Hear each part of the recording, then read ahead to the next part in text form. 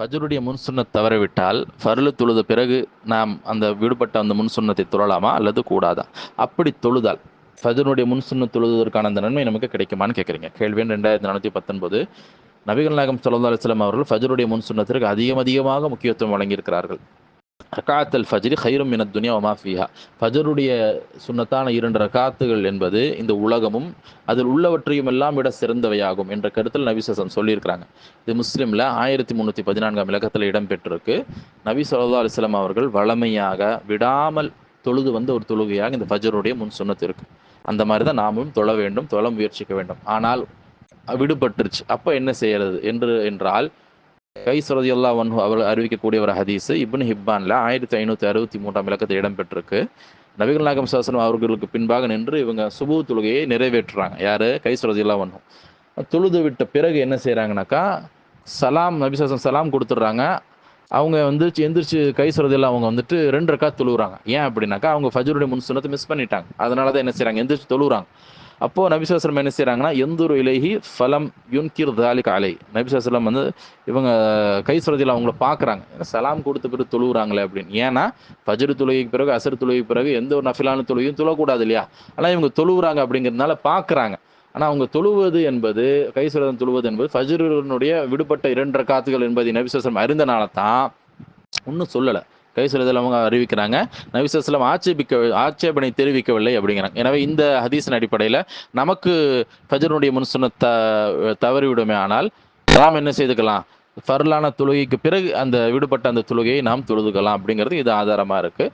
கூடுதலாக நபி ஸல்லல்லாஹு அலைஹி வஸல்லம் அவர்களுக்கே ஒரு மாதிரி லொஹருடைய பின் சுன்னத்து வந்துட்டு மிஸ் ஆகிடுது. அதனால் என்ன செய்கிறாங்க அப்படின்னாக்கா, அசர் தொழுத பிறகு, அசர் தொழுகைக்கு பிறகு எந்த ஒரு தொழுகையும் தொழக்கூடாது தானே.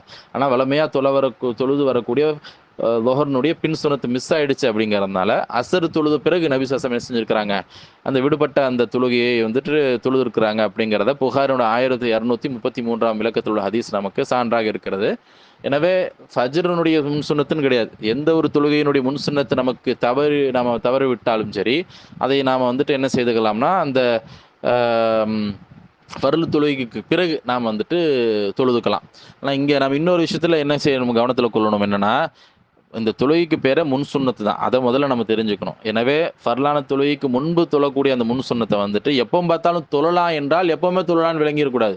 நமக்கு தெரியாமல் மிஸ் ஆகிடுச்சு, நம்ம சக்திக்கு மீறி போயிடுச்சு, அந்த கடைசி நேரத்தில் எந்திரிக்கிறோம், அந்த மாதிரி எல்லாம் ஆயிடுச்சுங்கும் பொழுது நாம் அந்த மாதிரி செய்வது வேற. வளமையாகவே வேணும்ட்டே கடைசி நேரத்தில் எந்திரிக்க வேண்டியது, கடைசி நேரத்துக்கு வந்துட்டு போக வேண்டியது, பள்ளிவாசலில் வந்துட்டு இமாம் தொழ ஆரம்பிச்சிருவாரு, அப்புறமா ஃபர்லு தொழுகை தொழுது முடிச்சுட்டு போய் சுன்னத்தான தொழுகை அந்த விடுபட்ட தொழுகை தொழுவது, இந்த மாதிரி செயல்படுவது என்பது கூடாது. அந்த மாதிரி செய்வது என்பது ஒரு நல்ல ஒரு செயல் கிடையாது. முன் சுன்னத்தில் அதற்குரிய அந்த நேரத்தில், அதற்குரிய நேரம் என்ன, இக்காமத் சொல்வதற்கு முன்பாக பொறுமையாக 2 ரக்காத்தை என்ன செய்யணும், அந்த ஃபஜ்ருடைய முன் சுன்னத்தை நம்ம வந்து தொழுவது தான் முறை. எப்போவாச்சும் நம்மளால் முடியல என்றால் மட்டும்தான் என்ன செய்துக்கலாம், நம்ம அதுக்கு பின்னாடி தொழுதுக்கலாம். தவிர வளமையாக ஒரு செயலாக நிறைய பேர் அந்த மாதிரி செய்கிறாங்க. தொழலாம் என்று விளங்கிக் கொள்வதன் காரணத்தினால எப்போவுமே தொழலாம், அது பிரச்சனையே இல்லை, இந்த மாதிரி விளங்கிக்கிறாங்க. அப்படி கிடையாது.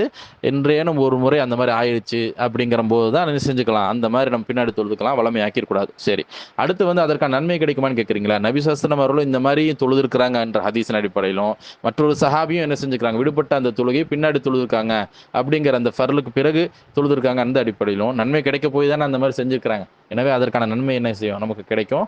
அதில் வந்துட்டு மாற்றுக்கிறது கிடையாது. ஆனால் அதே நேரத்தில் என்ன செஞ்சுக்கணும்னா, ஒரு மனிதர் இருக்கிறாரு, ஒரு மனிதர் வந்து ஃபஜ்ருடைய முன் சுன்னத்தை வச்சுக்குவோமே, ஃபஜ்ருடைய முன் சுன்னத்தை வந்து உரிய நேரத்தில் நம்ம தொழ வேண்டும் என்பதற்காக முன்னாடியே ஒரு 1/4 மணி நேரம் 20 நிமிஷம் முன்னாடி எந்திரிச்சு பொறுமையாக 2 ரக்காத்தை தொழுது விட்டு பள்ளிவாசலுக்கு போகிறார். இவரும் இன்னொருத்தர் வந்துட்டு கடைசி நேரத்தில் வந்துட்டு எந்திரிக்கிறாரு, கொஞ்சம் சோம்பலாக இருக்கிறாரு, இப்படிப்பட்ட ஒருத்தர் இருக்கிறாரு. அவரும் ஃபஜ்ர் தொழுகிறாரு, பிரச்சனை கிடையாது, பள்ளிவாசல் வந்துடுறாரு. ஆனால் அவர் வந்து அவருடைய அசட்டையின் காரணத்தினால வந்துட்டு அவர் 2 ரக்காத் தொழுகிறது விட்டுட்டாருன்னு வைங்களேன், ஃபஜ்ருடைய அந்த முன் சுன்னத்தை பின்னாடி தொழுகிறார். 2 பேருக்கு ஒரே அளவுக்கான கூலி கிடைக்காது. ஏன்னா அல்லாஹ் வந்து அநீதி இழைக்கக்கூடியவன் கிடையாதுன்ற அந்த அடிப்படையில் 2 பேருமே ஃபஜ்ருடைய முன் சுன்னத்தை வந்து நிறைவேற்றிய அந்த லிஸ்ட்டில் தான் வருவாங்க, அந்த சுன்னத்துக்கான அந்த நன்மை கிடைக்கும். ஆனால் ஒருத்தர் வந்து அதிகமான முயற்சி எடுத்திருக்கிறார்ல, அதிக சிரத்தை எடுத்திருக்கிறார்ல, முறையான வகையில் அந்த இபாதத்தை எப்போ செய்யணுமோ அப்போ செஞ்சுக்கிறார். அப்போ அவருக்கு கூடுதலான அந்த கூலிகளுங்கிறது கிடைக்கும். இவருக்கும் அந்த கூலி கிடைக்கும் என்றாலும் இருவருக்குமே சம அளவில் என்பது கிடையாது என்பதை நாம் கவனத்திலையும் கொண்டு, எப்போவாச்சும் மிஸ் ஆகிடுச்சுன்னா சரி, அதற்காக அதை விட்டு விட்டு எப்போ பார்த்தாலும் வந்துட்டு ஃபஜ்ரினுடைய முன் சுன்னத்தை பின் சுன்னத்தை போல ஆக்கி தொழுவது என்பது கூடாது.